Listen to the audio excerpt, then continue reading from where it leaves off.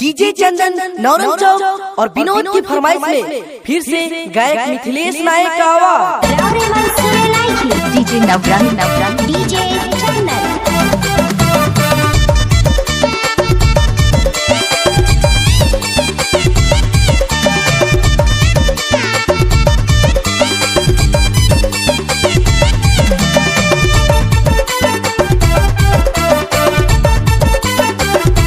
अभी आप सुन रहे हैं डीजे नवरंग का गाना।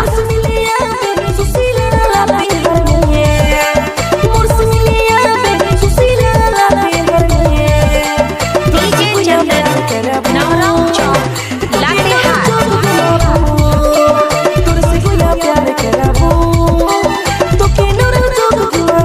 नवरंग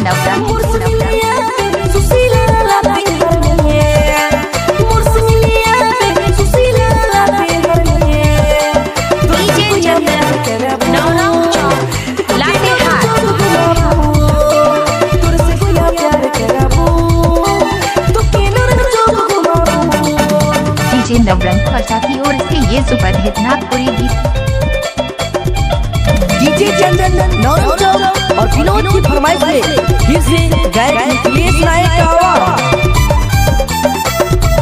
अभी आप सुन रहे हैं डीजे नवरंग का गाना।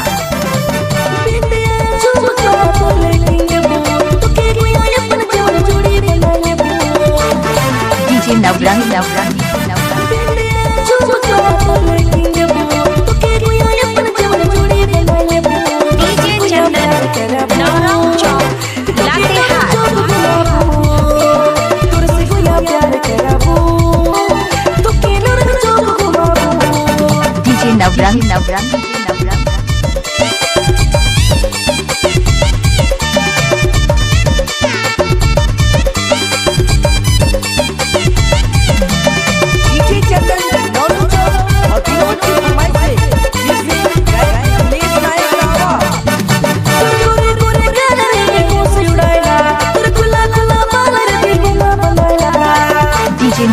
नवरंग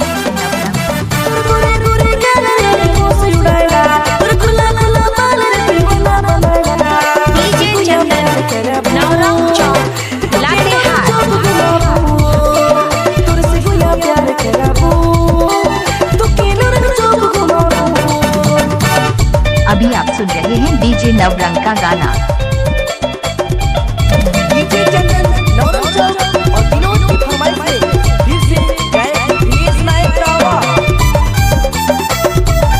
डीजे नवरंग खर्चा की ओर से ये सुपर हिट नागपुरी गीत।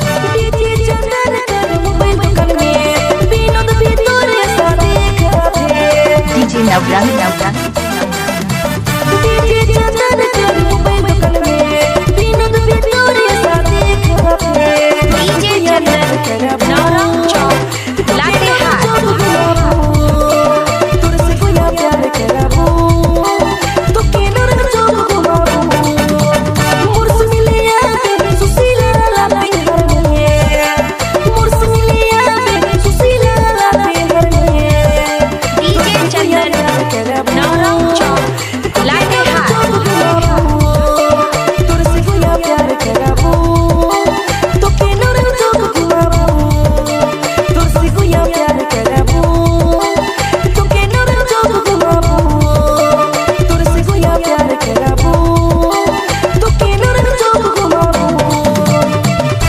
अभी आप सुन रहे हैं डीजे नवरंग का गाना।